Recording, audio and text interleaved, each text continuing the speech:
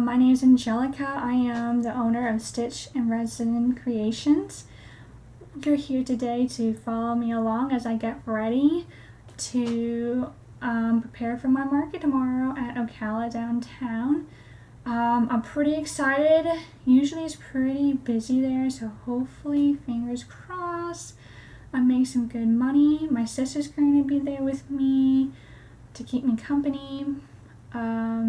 So yeah, just here's a video of me preparing tags for my plushies, as well as getting my little thank you cards with stickers and a coupon and my business card for when someone buys my product.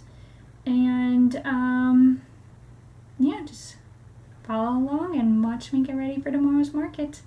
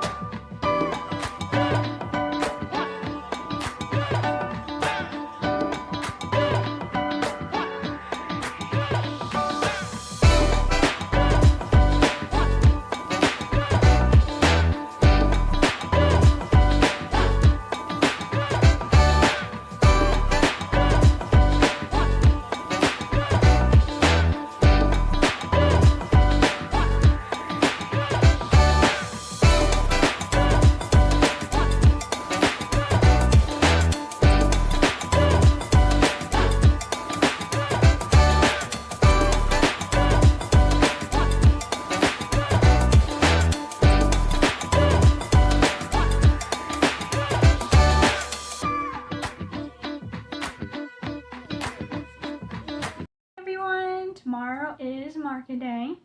I'm going to be doing an Ocala downtown market. So hopefully I see you guys there. I just got finished putting the prices on all my amigurumi, and I just finished putting together my thank you cards with like a little sticker in them and my business card when someone does purchase my plushies tomorrow. I'm about to go ahead and go fill up my car. So I guess I'll see you guys later. Bye!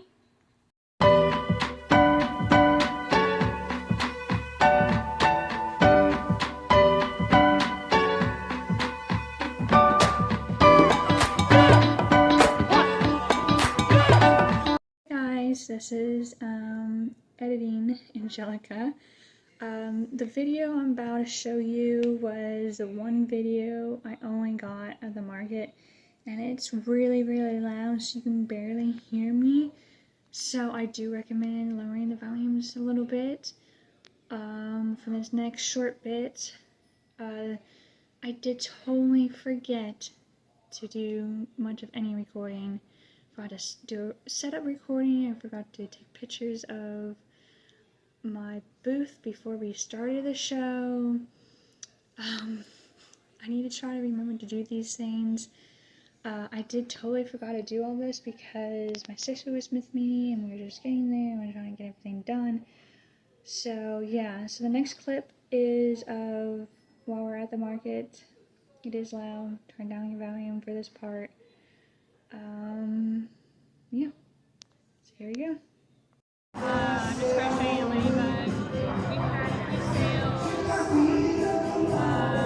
It's really loud out here. There's a ton of dogs. Hello, good afternoon.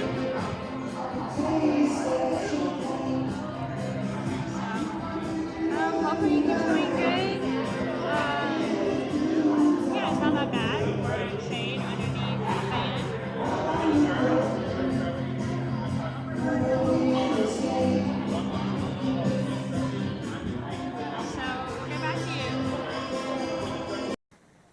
Hi everyone, we're going on today to discuss how my last market went.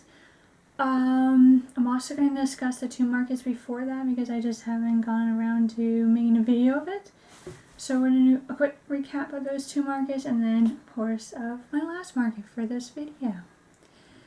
So unfortunately I was not able to get any pictures or recordings of my last market. I totally forgot to do that with the setup and how it looked afterwards and before. My sister was with me and I got there, we're like, let's set up, and it was really loud and I just totally forgot to do it. So unfortunately there won't be any of those type of photos or videos.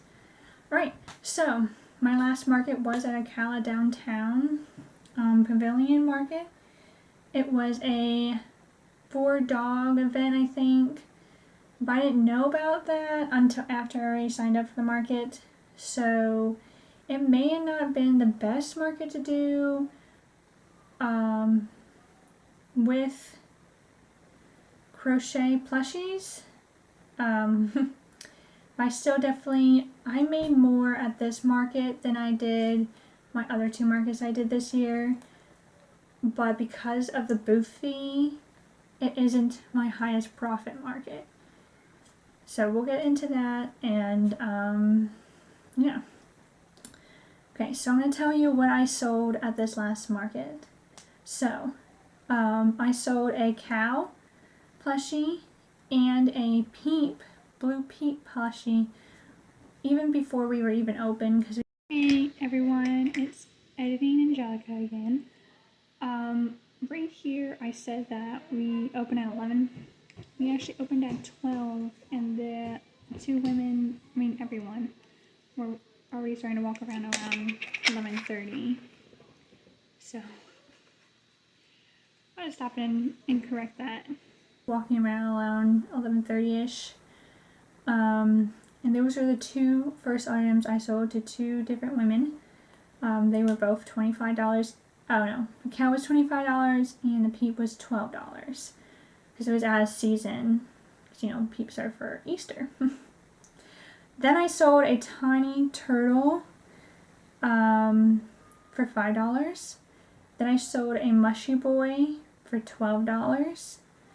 I sold a bath duck with a blueberry hat for $18. And I sold a chicken keychain for $5. And that was pretty much it. We were busy for the first 2 hours. It was a 4-hour market, and the last 2 hours it just died. It was after 2 o'clock, and there's really not much people, I guess, were around. And I always kept getting people asking, oh, can my dog have these toys for plushies? So like I said, it was a dog event. I didn't know about the theme until after I already applied and accepted and paid the payment. But it was okay. I mean, I got a couple interested. A lot of kids came and touched the plushies. I was surprised that my pig loaf pig, oh my goodness, didn't sell. I had a lot of interest on it. I actually sold my loaf pig at the last market I went to, but I didn't sell it this time. It's quite interesting how you can sell totally different plushies from market to market. It's crazy how there's like a big difference like that. Okay, so my booth fee was actually $36, but this place has this like $25 deposit where you have to pay the deposit, and then you do 3 markets, and then on your 4th market they give you the $25 back towards your booth fee. So it's like a down payment for your 4th market in the future. If you didn't include that $25 booth fee this time, it's $36. But if you did include it, it was $61. So this is where I'm going to come into this. So I made $77 that day. You include the booth fee, it was $61, which only gives me a $16 profit. And if you don't include the booth fee, which is $36, wait, not the booth fee, the deposit fee, the $25 deposit fee, which make it $36 for the booth, then I got $41 in profit. So I think, let's just go crochet math.